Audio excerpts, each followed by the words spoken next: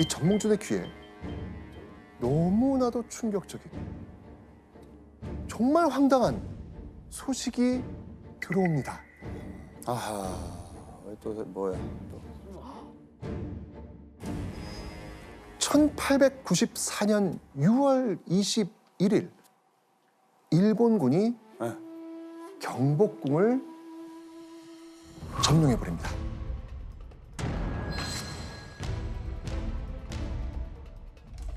와, 농민들 이제 해산하니까 얼떨결에 그냥 온 김에 경복궁을 공격하자 이거예요? 그 말이 안 되는 상황이 지금 벌어진 거예요. 말이 안 지금요. 되죠.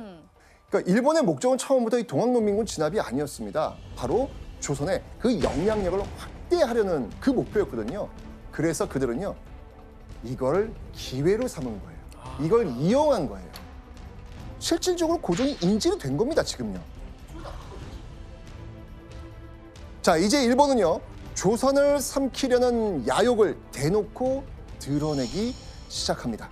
이 친일파 관료들이 조선 정부를 장악하고요, 이제 조선의 군대까지 일본이 관리하게 된 것이죠. 1894년 9월 나라가 일본의 손아귀에 들어갈 위기에 처하자 전봉준 고심 끝에 또 결심을 내립니다. 일본이 우리 도성에 침입해 야반의 왕궁을 쳐부수고 우리의 임금을 놀라게 하였으니 의로운 병사를 규합해 일본 군과 싸우겠다. 와, 농민이. 그렇죠. 전봉준은 탐관오리는 둘째치고 우선 외세를 물리치는 게 급선무라고 판단했던 겁니다.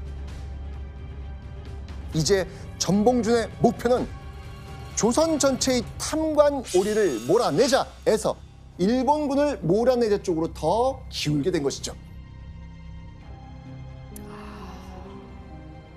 일본과 맞서 싸우기 위해 다시 한번 일어선 전봉준. 이 전쟁의 승패를 나는 알지 못하오. 그러나 내가 한 가지 확신하는 것은 싸우지 않으면 문명의 탈을 쓴 야만에게 우리가 지배당할 것이라는 사실이오. 이 전봉준은 측근들과 함께 전라도 삼례로 향하기 시작합니다. 바로 이 삼례는요, 전라도와 충청도를 잇는 교통의 요지였습니다. 자, 그래서 교통 요지니까 삼례를 거점으로 삼아야만 이 굉장히 모으기가 쉽겠다라고 판단한 것이죠. 전봉준은 삼례에서 뜻을 함께할 동학농민군을 모으기 시작합니다. 자, 이때 전봉준이 모은 동학농민군 몇 명이었을까요?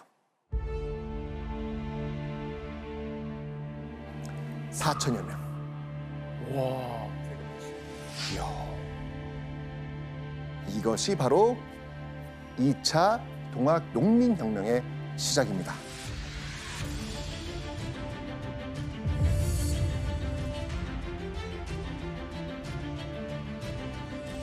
전봉준과 동학농민군은 삼례를 떠나 한양으로 향합니다. 바로 그 한양, 경복궁을 점령한 누구? 일본. 맞습니다. 그 일본을 몰아내기 위해서였죠.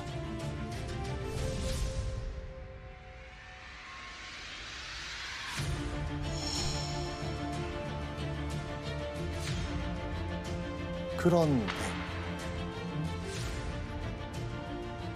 한양으로 가는 도중 반가운 일이 벌어집니다. 일본을 몰아내는 일에 농민들이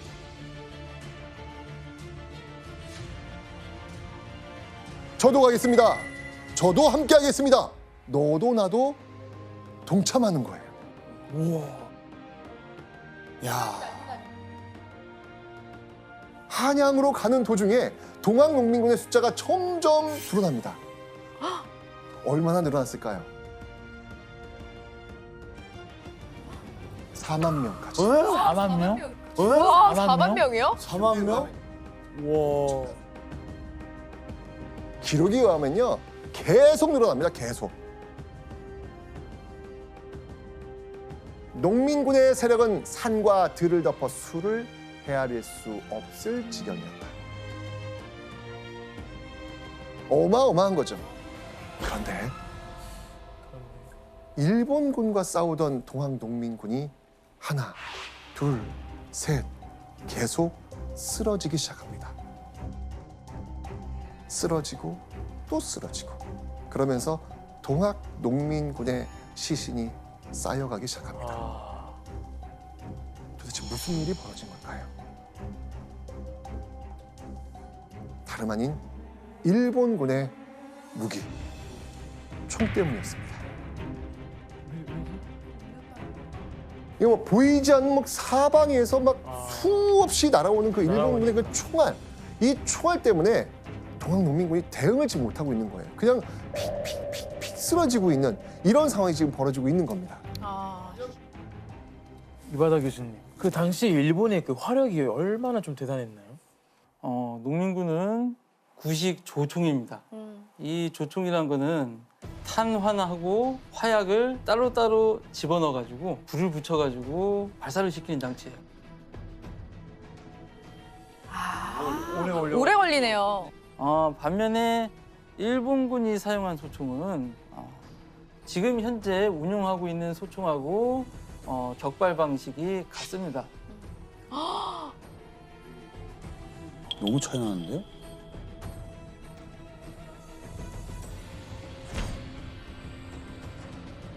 그런 영화에서 그런 장면을 봤어요. 이쪽에서 최신식 무기를 준비하고 그냥 다다다닥 쏘는데 여기서 한 발 쏘고 막 총 넣어서 톡톡톡 해가지고 막 하고 불 붙이고 한 발 딱 쏘다가 퍽 다 죽고 막 이런 거 봤어요 제가. 상대가 아예 안 되죠 이거 뭐. 네, 맞습니다. 긴 사거리 그리고 빠른 장전 속도. 당시 일본군의 무기는 동학농민군으로서는 상상도 할 수 없는 엄청난 무기였던 것입니다. 결국 이 전투는 전봉준과 동학농민군의 대패였습니다. 아, 대패.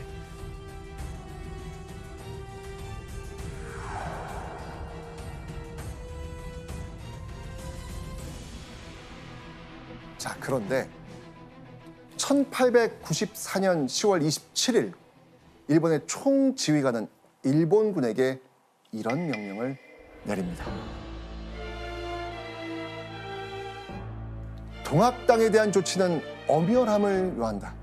향후 모조리 사륙한다. 모조리. 한마디로 일본군의 반기를 든 조선 땅에 있는 이 동학농민군을 찾아내서 학살하기 시작했던 것이죠. 자, 이 전봉준이 공주 일대에서 패배한 뒤에도 이렇게 동학농민군을 향한 일본군의 공격은 멈추지 않았던 것이죠. 오히려 더욱 잔혹한 명령을 이렇게 지금 내리고 있는 겁니다. 자, 이런 어떤 상황이 지금 계속 이어지고 있으니 네. 한 발짝도 뒤로 물러설 수가 없는 거예요. 여기서 물러서면 어떻게 될까요? 다 끝나는 네, 거죠. 죽는 거예요. 모든 게 다 끝나는 거죠. 맞습니다, 지금. 물러서면. 전봉준은 다시 한번 동학농민군을 또 소집합니다.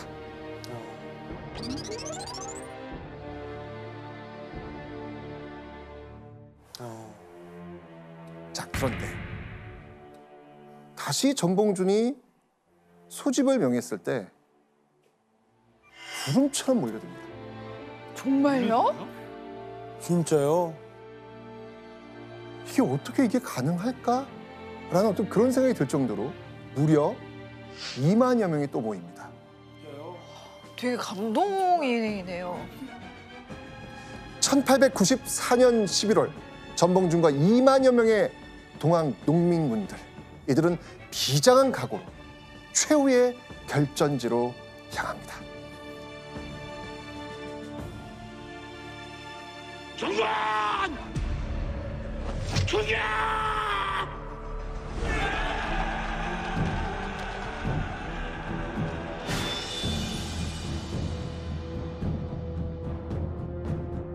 (1894년 11월 9일) 공주 우금치에서 동학농민혁명 역사상 가장 치열한 전투가 시작됩니다. 자, 당시 양측의 병력 차이 과연 어느 정도였을까요? 동학농민군은 아까 얼마였다 그랬죠? 2만. 2만여 명. 일본군과 조선관군은 2천여 명. 동학농민군이 무려 10배. 10배. 그런데 오히려 상황은 전봉준과 동학농민군에게 불리하게 돌아갔습니다.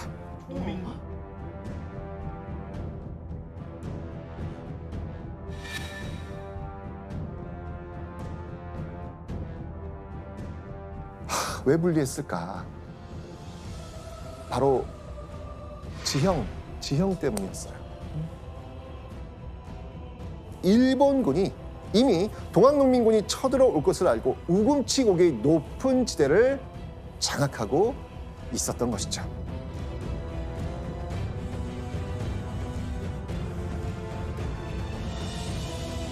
이 높은 지대에서 총구를 겨누고 있는 일본군. 아유. 당시 동학농민군들의 심정은 어땠을까요?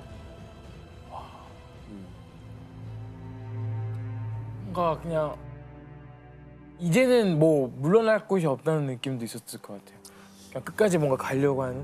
근데 되게 공포는 확실히 왔을 것 같아요. 하지만 가야 된다고요. 저 고개를 넘어야 된다고요. 저 고개를 넘어야 우리 뒤에 오는 아이들이 좀 더 나은 세상에 살 수 있잖아요. 그러니 그거라도 전봉준과 동학농민군은 도망가지 않았습니다. 죽을 걸 알면서도 총구를 향해 죽게 살기로 올라갑니다.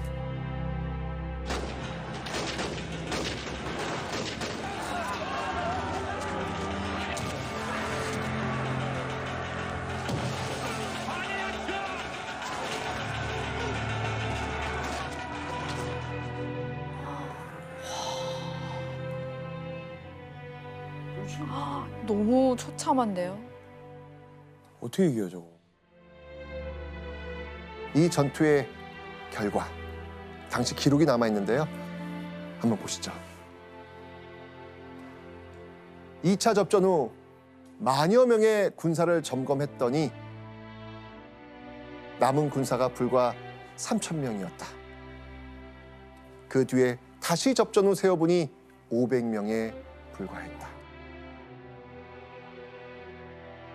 아, 진짜. 패배할 수밖에 없었던 이유에는요, 이런 압도적인 화력의 차이도 있었지만 우리가 잊고 있었던 것이 또 한 가지 있습니다. 바로 동학농민군은 군인이다 아니다? 아니다. 아니라는 거죠. 일반 애초에. 농민이라는 겁니다. 동학농민군은 전략적으로도 심리적으로도 그 잘 훈련된 일본군 앞에 무너질 수밖에 없었겠죠. 자, 이 전봉준은 우금치 전투에서 참패한 뒤 가까스로 도망쳐서 목숨은 구합니다. 자, 그런데 우금치 전투 패배 이후에도요, 네. 또 남아있는 동학농민군 세력을 모아서 일본군에 계속해서 항전을 이어나갑니다. 뭐 물론 결과는 어땠을까요? 패배. 네, 번번이 패배합니다. 자, 그러다가 결국 1894년 11월 27일 전봉준은 끝내 동학농민군의 해산을 결정합니다.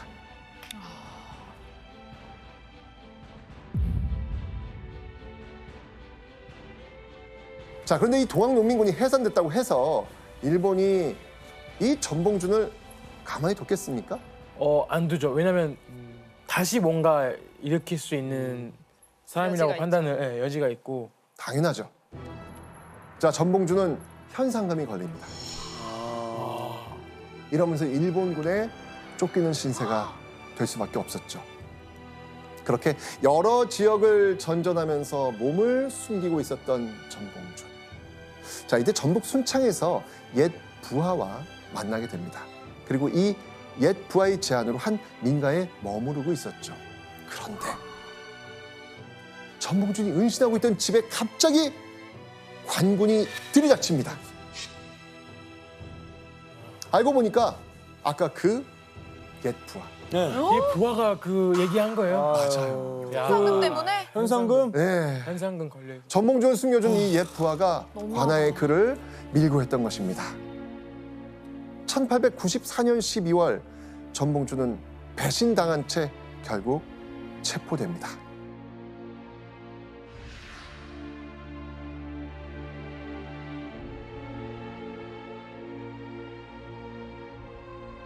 전봉준에게 내려진 형벌, 사형. 근대식 법원이 생기고 최초로 선고된 사형 판결이었습니다.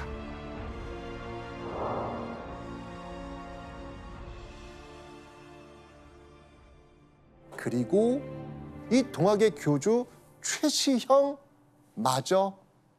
교수형을 당합니다.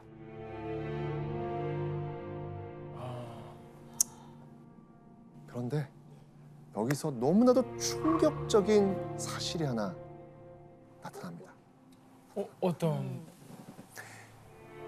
바로 동학의 제2대 교주 이 최시영에게 사형 판결을 내린 사람이 있습니다. 설마. 바로 조병감입니다.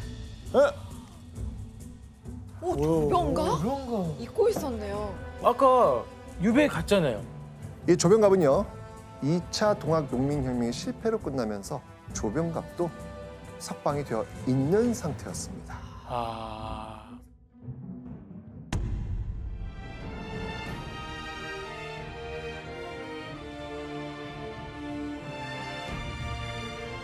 야, 참. 대박이다. 조병갑이 나올 줄 몰랐네. 자, 이 동학 농민혁명은 안타깝게도 실패로 끝났습니다. 그러나 동학 농민혁명에 가담했던 농민들은요 그 이후에도 항일 의병 운동에 참여합니다. 나라를 구하기 위해서였죠. 우리가 역사를 이렇게 들여다보면 언제나 나라의 위기가 닥치면 가장 먼저 들고 일어나는 거, 그건 바로 이름 없는 그 시대의 아무개들, 백성들이었습니다.